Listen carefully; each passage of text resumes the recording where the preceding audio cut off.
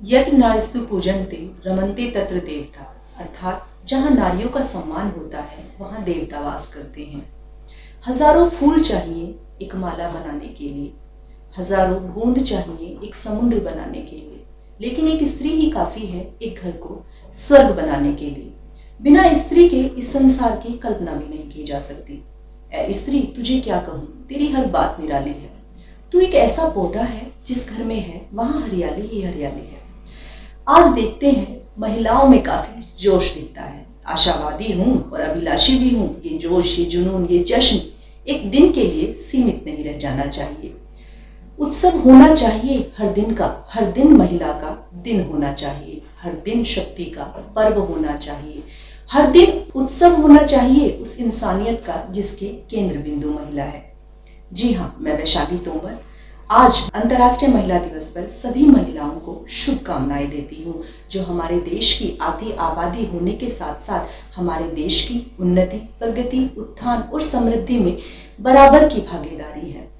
महिलाएं पुरुषों की तरह जज्बात रखती हैं, आकांक्षाएं होती हैं और ख्वाहिशें भी होती हैं। महिलाएं देश की उन्नति, प्रगति, समृद्धि में अपनी बराबर की भागीदारी दे रही हैं।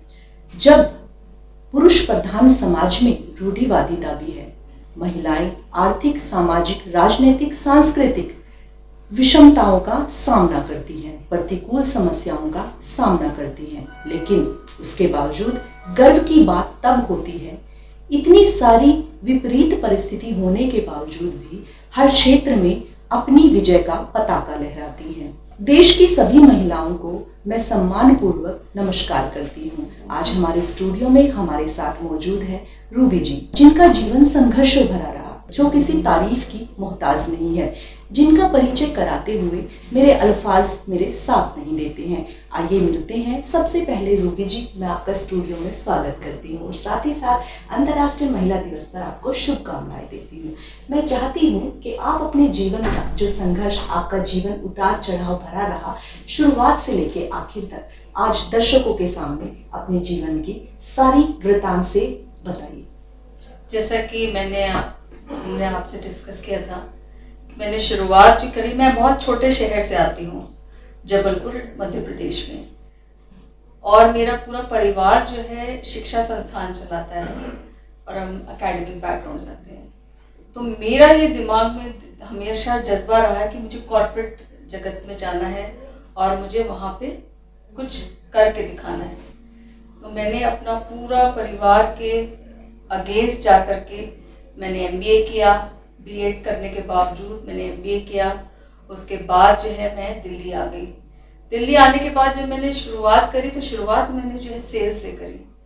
सेल्स उस समय में 98 में ऐसा माना जाता था कि लड़कियों के करने की चीज़ ही नहीं है और वो कभी इसमें अपना नाम नहीं बना सकती है। और मुझे बहुत चैलेंज लगा, लेकिन मैंने वो चैलेंज लिया और मैंने उसको अचीव किया। उसके बाद मैंने अपना खुद डिसीजन लिया कि मैं HR में जाऊंगी, और HR में उससे ज़्यादा एंजॉय करने लगी। मेरे को उसमें ज़्यादा खुशी होने लगी। जैसा कि लोग HR को सोचते हैं कि अरे कुछ भी नहीं है, सिर्फ मिलना है, बात करना है और अपॉइंटमेंट करना है, अपॉइंटमेंट देना है, लेकिन रिक्रूटमेंट उससे कहीं एक कदम आगे है, जहाँ कोई भी इंसान अपनी आकांक्षाएं बताता है, अपने चैलेंजेस बताता है कि क्यों वो दूसरा जॉब करना चाहता है, अपनी डिफ़िकल्टीज बताता है क्यों वो ये जॉब छोड़ना चाहता है।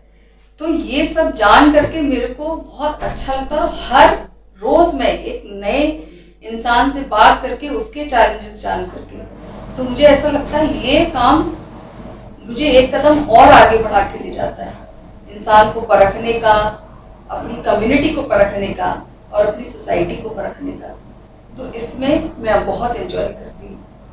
आपने बहुत ही अच्छी बात कही, जहाँ पुरुष प्रधान समाज में महिलाओं के कुछ ऐसे फील्ड होते हैं जहाँ पुरुष भी ये आकांक्षाएं रखते हैं, ये स्वीकार करते हैं कि महिलाओं को इन क्षेत्रों में नहीं होना चाहिए। आपने एक सामान्य परिवार से निकलकर, एक ऐसे बैकग्राउंड से निकलकर अपनी विजय पताका लहराई, इतने लोगों का रिक्रूटमेंट किया, उन्हें जॉब दिया। आप साथ ही साथ मैडम, कोई अपना ऐसा अनुभव शेयर कीजिए जिस अनुभव को आज भी याद करके आप थोड़ा संघर्ष का वो पसीना आपके माथे पर आता होगा और विजय होने के बाद वो खुशी भी आपके चेहरे पर नजर आती होगी। तो मैं चाहूंगी कि अपने हमारे दर्शकों से वो अनुभव भी आप साझा करें। जब मैंने अपना करियर शुरू किया तो मैंने एक जर्मन कंपनी ज्वाइन करी थी।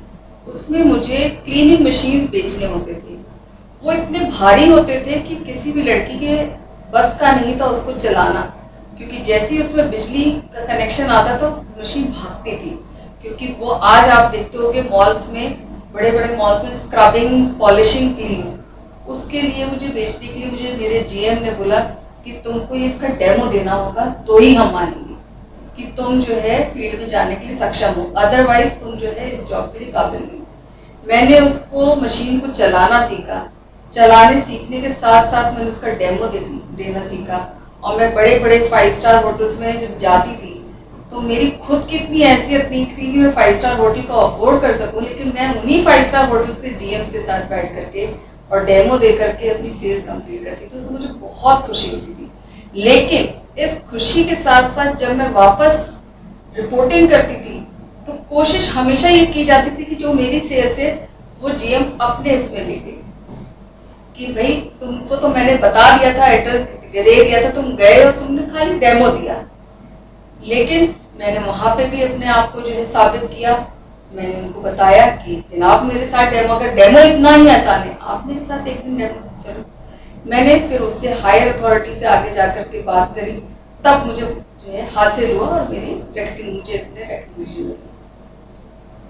बहुत अच्छा मैम, आपने बहुत ही अच्छी बात कही। जिन संघर्ष आज हम देखते हैं कि जो कामयाबी हासिल करते हैं, लेकिन उसके बीच का जो संघर्ष होता है वो शायद दिखाई नहीं देता है। आज के दिन महिला दिवस पर आप क्या महिलाओं को संदेश देना चाहेंगी? मैं स्पेशली उन महिलाओं के लिए बहुत ज़्यादा कंसर्न हूँ जो हाउसवाइफ है, जो 365 दिन काम करती हैं, जो बिना छुट्टी, आपको भी पता होगा हम एज ए महिलाएं, हमको जो है महीने में कुछ दिन कितना प्रॉब्लम होता है, उसके बावजूद जो है एक महिला जो है हमेशा ये ध्यान रखती है कि घर में अगर उसके घर में बच्चे हैं तो उनको खाना प्रॉपर मिलना चाहिए, अगर हस्बैंड उसका घर वापस आ रहा है तो उसको खाना मिलना चाहिए, उस दिन ऐसा नहीं कि सब्जी घर में नहीं आएगी या नहीं बनेगी। तो मैं चाहती हूँ कि उस औरत को उसके हक कर, जैसे हम बाहर निकल के अपनी सैलरी कहा करते हैं, लेकिन वो जो है अपनी ही खर्चे से बचत करके अपने लिए करती है। तो मैं जब एल्गोजिनी में आई तो मैंने सोचा कि अगर हम हाउसवाइफ को भी अगर रेगुलर इनकम हो जाए, अपने हक का पैसा, कि भाई ठीक है तुम्हारी सैलरी है, अगर हम कैलकुलेट करें, मेड्स रखते हैं, हम सब रखते हैं, उसके हिस्से का काम करती है, तो उसकी अगर सैलरी बने तो वो भी स्टॉक ट्रेडिंग में इन्वेस्ट कर सकती है। बिल्कुल। और महिला तो जब घर से निकलती है वर्क करने के लिए, वो अपने साथ साथ दूसरी महिला को भी रोजगार देती है।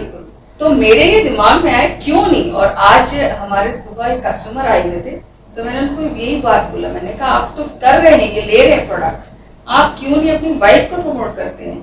आप उनको 1 महीने का भत्ता बांधिए, आप महीने की सैलरी बांधिए जो आपका ख्याल रखती है, उससे आप उनका अकाउंट खुलाइए। तो ही वाज लाइक हाँ ये मुझे करना चाहिए, मैंने आज तक ऐसा सोचा नहीं। तो आज भी जो है कहने को है कि हम आगे बढ़ चुके हैं और जो है प्रोग्रेसिव हो चुके हैं, लेकिन आज भी हमारा जो दिमाग में जो है यही है कि हमको अभी भी साबित करना पड़ता है। तो जब उन्होंने ये सुना, उन्होंने भी आज डिसाइड किया कि हाँ मुझे भी जो है इस तरफ जो है कदम बढ़ाना चाहिए और मुझे भी अपनी वाइफ को प्रोग्रेसिव देखना है और मैं क्यों ना उसको जो है एक स्टॉक ट्रेडिंग अकाउंट खुलवा दूँ। तो ऐसी बहुत सारी महिलाएं हैं जिन्होंने अभी अपने बारे में सोचा ही नहीं। जैसे हम पहले भी जिक्र कर चुके हैं कि जब औरत को अपनी ज़रूरत की चीज़ चाहिए होती है तो वो अपने हस्बैंड से ऑफिस जाते टाइम मांगती है कि आज ये मंगाना है, मुझे पैसे दीजिए। वो क्यों है? मेरा यही सवाल है, वो क्यों है? खासकर हम बात करते हैं अपने लिए, अगर हम काम काज करने बाहर निकले हैं, प्रोफेशनल वुमेन हैं, अगर हम बाहर निकलते हैं तो हमारी रिस्पॉन्सिबिलिटी बन जाती है कि हम घर जा कर के किचन की भी अरेंजमेंट देखें कि खाने में सब्जी है कि नहीं है, राशन है कि नहीं है। क्यों ऐसा टैबू माना जाता है कि आदमी साथ में क्यों नहीं ध्यान दे सकता है? आज भी जो है औरत को बाहर निकल के काम करना है, अपनी सेहत से भी कॉम्प्रोमाइज़ करना है और अपने परिवार को भी देखना है। तो ये मुझे आज भी खटकता है, इसको हमें चेंज करना होगा। और ये सोच जो है बड़े में नहीं चेंज होगी, ये सोच एक जब बच्चा एक लड़का होता है तभी उसको परवरिश में के दौरान ही जो है ये शिक्षा देनी होगी कि तुमको आज भी हमारे ये है कि बहन को बोलते काम करो, भाई को नहीं बोलते। भाई आया है तो बहन पानी लाएगी, पिताजी आए हैं तो बहन पानी लाएगी। तो ऐसा क्यों है, ऐसा क्यों सोचते हैं हम कि अगर उस आदमी ने या उस भाई ने खुद से पानी ले लिया, जब घर में ये ऐसा डिस्क्रिमिनेशन होगा तो वुमेन तो स्टार्ट हमें घर से ही करना पड़ेगा, तभी सोसाइटी चेंज होगी। सोसाइटी हमारे घर से ही जन्मती है, तो ये इसको चेंज करना होगा। हम कितने भी प्रोग्रेसिव हो जाए लेकिन हमारी मेंटालिटी ये अगर चेंज नहीं होगी, हम बहुत बड़ी बड़ी बातें कर लें, women's day, every day is a women's day. ऐसा कौन सा दिन नहीं है जब औरत अपने आप को साबित नहीं करती है कि हाँ वो बराबर से लड़ सकती है, वो ज्यादा कर सकती है। चाहे वो ऑफिस में हो, चाहे वो घर में हो, चाहे समाज में हो, चाहे परवरिश में हो। परवरिश में भी औरत का सबसे ज्यादा हाथ होता है। जब कोई बच्चा बहुत अच्छा करता है तो कहते हैं बाप पे गया है, जब कोई बच्चा बहुत बुरा करता है तो कहते हैं माँ ने बिगाड़ दिया। ऐसा क्यों है? ये नहीं होना चाहिए, सोच है हमारी। तो इस सोच को हमें बदलना होगा, तभी विमेंस डे कहलाएगा। वरना तो हम ये विमेंस डे आएगा और सेलिब्रेट करेंगे और हम भूल जाएंगे और विमेन वहीं की वहीं जो है दलदल में फंसी रह जाएगी अपनी आइडेंटिटी। सबसे बड़ी बात मैं एक और बार कहना चाहती हूँ, फाइनेंशियल इंडिपेंडेंस। फाइनेंशियल इंडिपेंडेंस से हमारी खुद की इंडिविजुअलिटी बनती है, हम अपनी आइडेंटिटी, अपना परिचय खुद देते हैं। हम परिचय ऐसे देते हैं कि हम ये नहीं बोलते मैं इसकी वाइफ हूँ, हम ये बोलते हैं कि मैं हूँ, मेरा नाम ये है। अदरवाइज आज भी हमने देखा होगा मैं मिसेज हूँ, मिसेज शर्मा हूँ, हम अपना नाम क्यों नहीं जोड़ते? मैं आज भी अपना नाम खुद जोड़ती हूँ। मैं अपने हस्बैंड की बहुत इज्जत करती हूँ, लेकिन मैं अपना नाम आज भी रूबी डॉनल्ड ही लगाती हूँ। क्यों? क्योंकि हम जिस परिवार से आए हैं, हमारे माँ बाप का जो योगदान है, हम एक दिन में ही क्यों खत्म कर देते हैं? क्यों हम नाम चेंज करने में लगे रहते कि नाम चेंज करने से ही हमारी आइडेंटिटी होगी? हम मैरिड है, बहुत अच्छी बात है, लेकिन उसमें नाम चेंज करने की तो कोई जरूरत नहीं है। तो हम ये वाली परंपरा हमको बदलनी होगी। हमको अपने नाम से जाना हो, मैं सरनेम से नहीं जानना है, तो हमें अपने नाम से जाना जाए कि हाँ ये रूबी है, ये मिसेस रूबी समथिंग वो नहीं होना चाहिए। क्यों है ऐसा? तो ये चेंज करना होगा और फाइनेंशियल इंडिपेंडेंस से ही चेंज आएगा। क्योंकि जब तक औरत जो है आत्मनिर्भर नहीं बनेगी, फाइनेंशियली स्ट्रांग नहीं बनेगी, तब तक वो अपने डिसीजन दूसरे से अपने मनवा नहीं सकती है, डिसीजन मानने ही पड़ेंगे।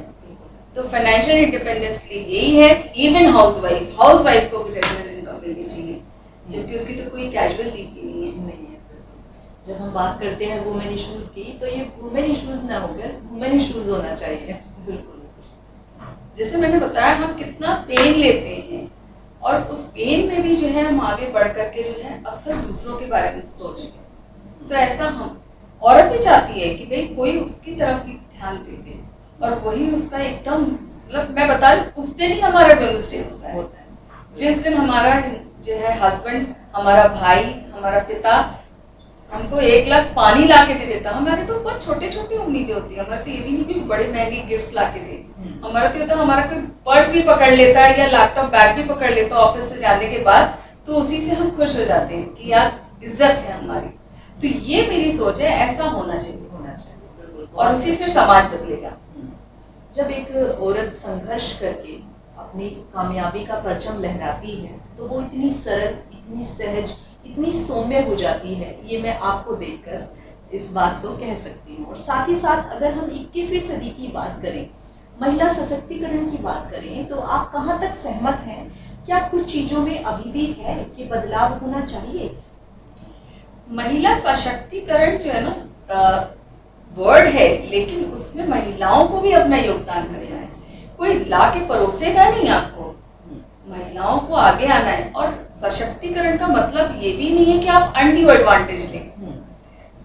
कई जगह ऐसा देखा जाता है कि महिलाओं होने का अनड्यू एडवांटेज, लाइन में पहले लगना ही सशक्तिकरण नहीं होता। मेट्रो में अलग सीट होना सशक्तिकरण नहीं है। ठीक है, सशक्तिकरण ये है कि आप खुद को भी सपोर्ट करो, दूसरे को भी सपोर्ट करो। वो एक्चुअली में जो है विमेन लिबरेशन है, रिजर्वेशन नहीं है। रिजर्वेशन से सशक्तिकरण नहीं होगा, सपोर्ट करने से, दूसरों को सपोर्ट करने से, दूसरों की ग्रोथ में अपना योगदान देने में यही सशक्तिकरण है। बिल्कुल आपने सही बात कही और इसी बात को सुन के मेरे एक जहन में एक ख्याल आता है कि ईश्वर ने भी सारे अपने मंत्रालय औरतों को दिए हुए हैं। अगर देख लीजिए, अगर विद्या की बात की जाए तो माँ सरस्वती का ध्यान आता है, लक्ष्मी की बात की जाए तो माँ लक्ष्मी का ध्यान आता है। तो क्यों ना सरकार बहुत अच्छे कदम उठा रही है और महिलाएं भी आगे बढ़ रही हैं, लेकिन उसके साथ साथ बस मेरा यही संदेश है कि जहाँ कमी रह गई है उसको सुधार कर दूर किया जाए। और अगर पुरातन काल की, वैदिक काल की भी बात की जाए तो हम देखते हैं, अपने इतिहास को देखते हैं तो पहले कुंती पुत्र, गंगा पुत्र कह के ऐसे संबोधन किया जाता था, नारियों को इतना सम्मान दिया जाता था। लेकिन बीच में कुछ कुरीतियों ने हमारे देश में आए, शासन किया और इस तरह से महिलाओं की स्थिति बदली। राजा राम मोहन राय ने सती प्रथा के खिलाफ, जो बहुत अमानवीय था, सभी लोग चाहते थे कि नहीं हो, लेकिन कानून बनने के बाद भी नहीं इस पर अमल किया गया। तो परिवर्तन तो आया है और परिवर्तन ये एक लड़का लड़की की सोच का नहीं, हमें महिलाओं को कोई लड़के लड़की से बराबरी नहीं करनी है, बराबरी उस सोच की होनी चाहिए जो महिलाएं हर जगह देखती हैं, उस सोच का संचार करती हैं। इन्हीं कुछ बातों के साथ, इन्हीं कुछ जज्बातों के साथ और इन्हीं कुछ उम्मीदों के साथ मैं अपने प्रोग्राम को विराम देती हूँ और साथ ही साथ रूबी जी का धन्यवाद करती हूँ। नमस्कार।